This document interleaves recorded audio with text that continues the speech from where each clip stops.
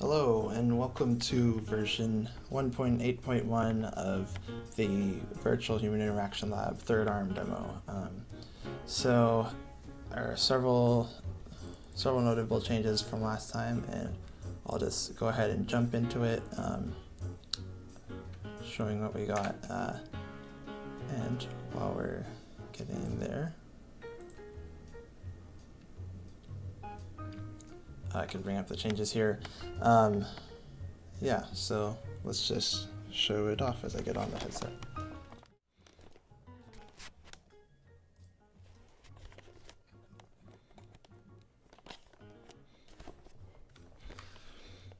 So this is the lab tour demo version, which is run in the lab tours at V-Hill, and first of all, you can see right away we have this big mirror in which we can see ourselves, and this VRIK avatar, which is generally fits me right now, but I can go ahead and if I press the H key, that'll just scale her to fit my height just a little bit better.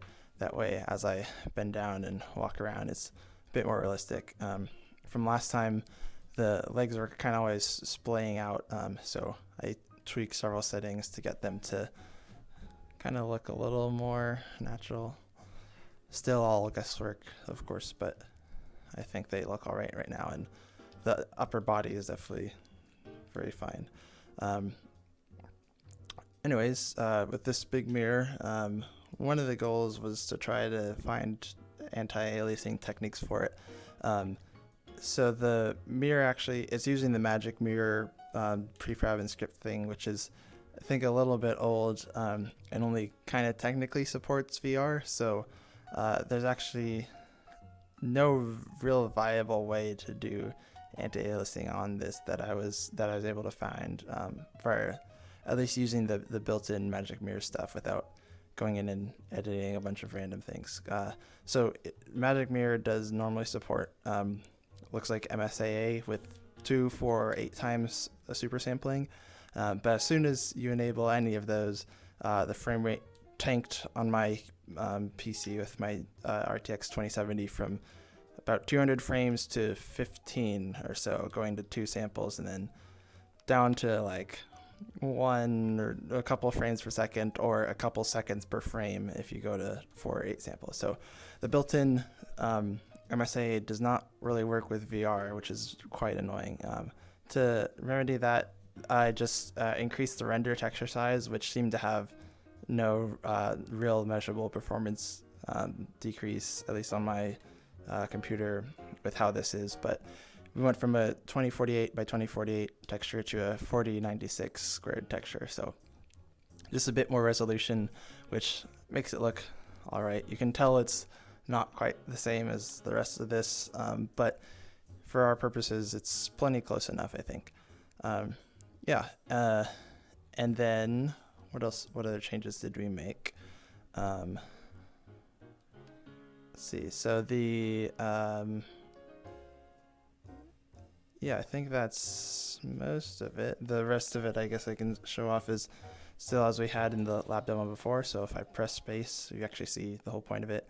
We go a third arm that by default will just follow around our head movement. And so I can use a third arm and my 2 arms to play this little balloon game where you have to hit all 3 balloons. And each time we hit them all, there's a sound that's randomized at the location. There's a haptic pulse in the hands, and the balloons respawn in random locations. And for both time's sake and to make it interesting, I opted not to restructure this game into like a very scripted list of positions. Rather, it's just everything is random. I found that for the different settings, especially with these kind of lenient colliders here, I was not really showing it, but especially for the arm like that, the colliders are pretty lenient anyways. And so with randomizing the positions of the balloons, I think it works fine enough. But anyways, we still have the same different ways of controlling the arm. So the first way is where it's following my head like this. If I switch over to the second mode, then this is what's called in the, I guess there should be some info canvas over there, right? That shows all the controls. That's improved, not totally new, but revised to make it a little bit cleaner and clearer what's going on. The second mode is the wrist XY movement mode. So moving my left wrist left and right like that, rotating it that way, controls the X, or I guess this is the Y rotation of my, if Y is vertical, Y rotation of my wrist does the Y rotation of the third arm, and the X rotation of my right wrist does the X rotation of the third arm. So this is also the only version in the Tribeca film project version that we'll see next, but I think it's also the most comfortable, and it's the one where I can go the fastest in this. If I'd actually practiced a little better. And the third mode still is our twisty thing. So now the left hand Y rotation does nothing, but X rotation goes up and down, and the right hand Z rotation, so twisting your right hand, is what goes left and right. So the Z rotation of the right hand is Y rotation of the arm, and the X rotation of the left hand is the X rotation of the arm. Or it's easier to kind of just say like twist it and figure it out. So this mode still works, kind of messes with your brain a little more, but it is functional. Yeah, and so I think that's about everything I want to show for the lab demo version. We can of course still toggle between the different arm models. So there's a robot arm, which I think looks pretty cool, and then the fleshy human arm. And we can turn off the mirror if we so desire. Although, despite the artifacting, the aliasing, I think the mirror does make it feel a lot more spacious and also make the balloon task a little easier. Anyways, that's it for the lab tour version. Now let's check out the Tribeca film project version. So here's the Tribeca Film Fest film project version of the lab tour. I tried to make this as easy as possible to both develop and to integrate. So the actual only difference in the Unity projects is a single scriptable object with a single little enum that you can, like a drop down thing you can change between lab tour and Tribeca and film project. I think it's called Tribeca film or something. So switching between those changes all the different changes you'll see here automatically, which makes it pretty easy to build out in the end. Anyways, we'll notice a few key things. First of all, the mirror is cut off halfway per request. Still using the 4096 squared texel texture, which ends up looking pretty much the same because the width is pretty much the same. But the point of it is to cover up this abomination. So our avatar now doesn't have leg animation. Their legs just float there, which when you're cut off at the waist here, who knows, like who's gonna tell? But so it looks fine in the mirror. You're just floating here. Since there are some concerns over the viability of the leg IK, but in any case, here we are, our floating ghost self. In this version, also from a previous version, when I was showing the lab tour version, I had to press the keys on the keyboard to control the different parts of the experience, because it's meant for a lab tour with a researcher guiding the subject through the tour and controlling everything they do.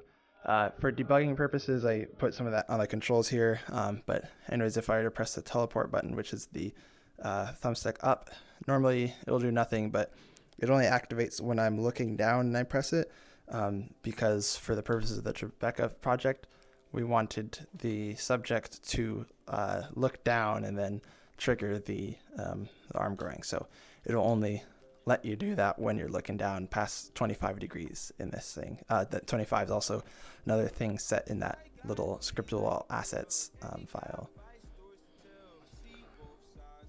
So if I look down and then press the button, there you go. There's the arm that grows out with that funny little sound. And you'll notice the only third arm tracking version here is the XY arm wrists thing, where it's the wrist Y rotation and X rotation that control it. I do think this is also the easiest one to use, and it works pretty well. So pretty much all the rest is the same.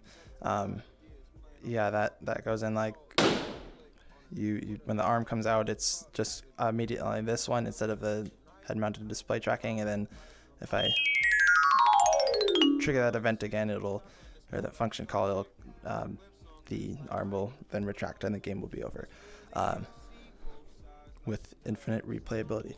So that is, I think, all I wanted to show off. Let me just check the notes again.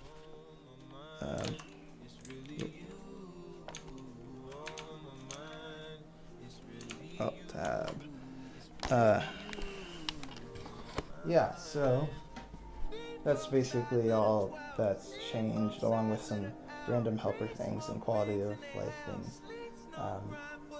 Yeah, but there's the third arm demo, available on GitHub from that link that you just saw.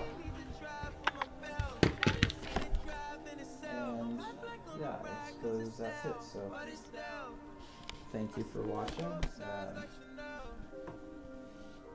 And hopefully this is the last build of the third arm project, because it's been quite a while working on this. Yeah, there it is. Bye-bye.